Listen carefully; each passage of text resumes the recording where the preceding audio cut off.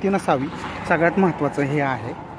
कारण धडसड वृत्तीमुळे काय होतं, हे करू का ते करू, ते करू का हे करू, हे वापरू ते वापरू, असं वेगवेगळ्या प्रकारची मनस्थिती असल्यामुळे काय होतं, फक्त या ठिकाणं आर्थिक खर्च किंवा शेतीसाठी लागणारे निविष्ठा किंवा इतर घटक असतात त्यांच्यावरचा खर्च वाढतो. परंतु उत्पादनाची क्वालिटी, गुणवत्तापूर्ण उत्पादन, शाश्वत उत्पादन तंत्रज्ञान हे शेतीत धोरण न राबवल्यामुळं शेतीत फक्त खर्च वाढतो, पण त्या ठिकाणं अपेक्षित उत्पन्न वाढत नाही. आणि अपेक्षित उत्पन्न वाढत नाही किंवा अपेक्षित उत्पन्न मिळत नाही, यासाठी कारणीभूत फक्त काय माहिती आहे का, स्टेबल राहणं आणि काळानुरूप पुढं स्टेप बाय स्टेप पिकाचं नियोजन किंवा शेतीचं नियोजन असणं गरजेचं आहे, हेही या ठिकाणं सांगावंसं वाटतं आहे.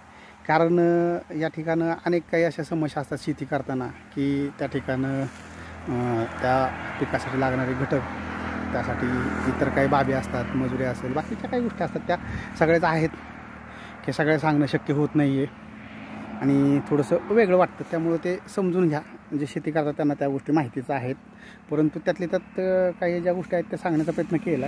हे समजून घेऊन जर शेती केली तर शेतीमध्ये डमढेरे ॲग्रिकल्चर कन्सल्टन्सी सर्व्हिसेस यांच्यामार्फत आपण शेतीतून शाश्वत उत्पादन तंत्रज्ञान हे धोरण राबवितो आहे. कारण का तर गेल्या 15 वर्षाचा आपल्याला या क्षेत्रातील अनुभव आहे आणि तो या ठिकाणी आपण शेतकऱ्यांच्या बांधापर्यंत पोहोचवण्याचा प्रयत्न करतो आहे आणि तो केलेला पण आहे. ते उत्पन्न पण काढून दिलेलं आहे.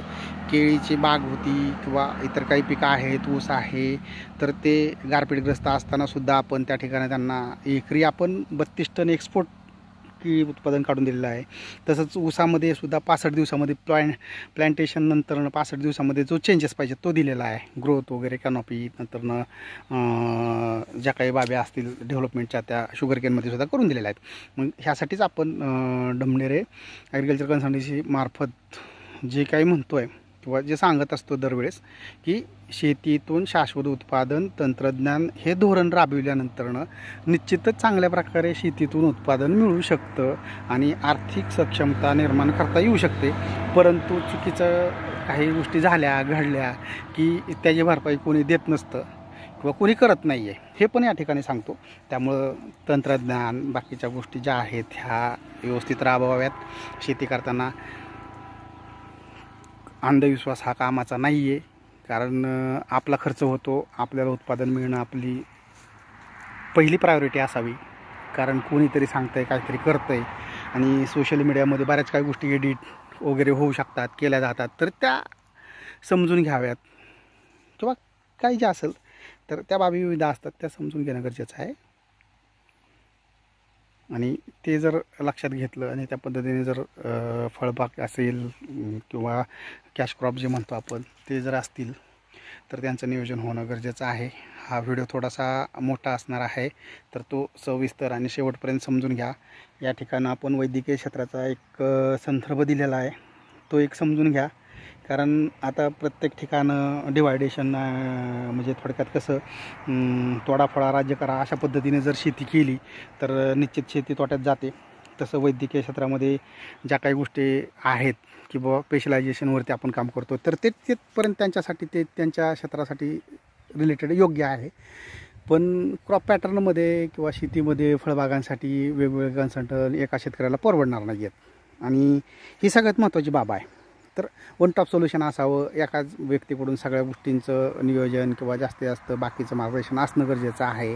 तर ही सगळ्यात महत्त्वाची आजच्या शेती करताना येणारी जी समस्या आहे किंवा सध्या भेडसावते ही समस्या, तर ही समस्या सोडवणं हे शेती करताना जर योग्य चांगलं नियोजन केलं तर ते आपण सोडवू शकतो, हेच या ठिकाणी सांगायचा प्रयत्न आहे. आणि या ठिकाणी कोणतंही क्षेत्र हे त्या ठिकाणच्या परिस्थितीनुसार वेगवेगळं असतं आहे, तर त्या क्षेत्राचा आणि ह्या क्षेत्राचा काही संबंध नाही आहे. फक्त सांगण्याचा उद्देश एकच की आपला शेतीचा खर्च कमी करणं, आपल्या शेतीतून चांगलं उत्पादन घेणं आणि आपण आपला उत्पादन खर्च कमी केल्यानं आणि चांगलं उत्पादन मिळालं आपल्याला आर्थिक मोबदला चांगला मिळू शकतो, हे ह्याच या व्हिडिओमधून सांगण्याचा उद्देश आहे. बाकी तर या व्हिडिओचा कोणताही संदर्भ किंवा संक्षिप्त स्वरूपात अर्थ घेण्याचं काहीही कारण नाही आहे. कारण एकच की हे सांगण्याचं म्हणजे एक कॅम्पॅरिझन ए आणि बी या पद्धतीने सांगण्यासाठी ते यूज केलेलं एक वापरलेलं एक माध्यम आहे. ह्यासाठीच ह्या सगळ्या गोष्टी आहेत. ह्या समजून घेणं, शेतीमध्ये चांगल्या पद्धतीनं काम करणं, शेतीतून चांगलं उत्पादन घेणं आणि या अशा पद्धतीने ही साईज आहे आणि ही जी स्टंप सेटिंग म्हणतो आपण ती अशा पद्धतीने आहे. काही शंका असल्यास निश्चित संपर्क करू शकता. चॅनल सबस्क्राईब करा आणि सगळ्यात महत्त्वाचं शेती संदर्भात आपण प्रॉडक्टवरती बोलत नाही हे आधी समजून घ्या. आपल्याला शेतीला काय लागतं आहे, आपल्याला शेतीसाठी आपल्या पिकाचं नियोजन कसं असावं, आपल्याला काय करायचं आहे काय नाही करायचं ह्या सगळ्या गोष्टी समजून घेणं गरजेचं आहे. आणि ते जर समजून घेतलं तर शेती निश्चित तोट्यात जाणार नाही, तोट्यात जात नाही आहे.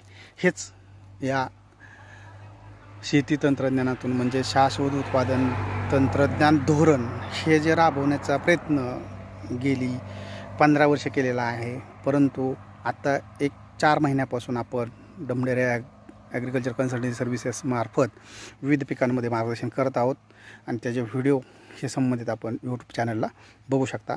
त्यासाठी यूट्यूब चॅनल आहे डमढेरे ॲग्रोसोल्युशन.1 हा सबस्क्राईब करून त्यावरती तुम्ही संबंधित पिकाचे व्हिडिओ, वाढ, ग्रोथ काय जे काय आहे बनवलेलं ते तुम्हाला पाहायला मिळेल आणि नक्की आपलं काय काम आहे हे तुम्हाला समजून येऊ शकतं.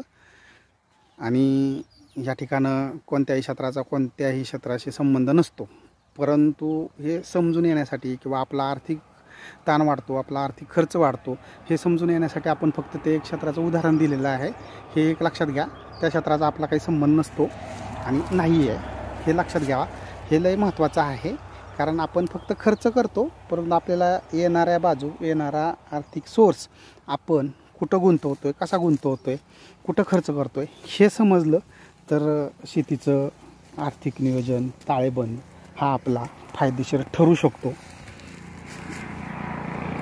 अशा पद्धतीनं ही टर्म सेटिंग आहे. यापेक्षा वेगळी सेटिंग आणि सगळ्यात महत्त्वाचं सॉईलचं आरोग्य हे थोडंसं जे काय म्हणतो आपण अपटेकिंगला थोडासा प्रॉब्लेम देतं. तरी पण ह्या बागेमध्ये मला जे जाणवलं त्यावरती बऱ्याच काही गोष्टी सोल्युशन वगैरे वापरून आपण ते चेंजेस केलं. त्यामुळे ह्या कंडिशन आहेत. आणि ही बाग जी होती ही पूर्वीची 41-42 टेम्परेचरच्या दरम्यान सेटिंगमध्ये होती, ड्रॉपिंग होतं. त्यानंतर ही अशी सेटिंग आहे आणि दिल्यानंतर आपल्याला ते रिझल्ट जे होते त्याचे व्हिडिओ पण आहेत, ते पण तुम्ही पाहू शकता. एवढं सगळं एकाच व्हिडिओमध्ये दिलं आहे. आणि काही कोणाला यावरती शंका असतील तर निश्चितच 739786 या नंबरवरती संपर्क करू शकता आणि काही शंका असल्यास त्या विचारू शकता. धन्यवाद.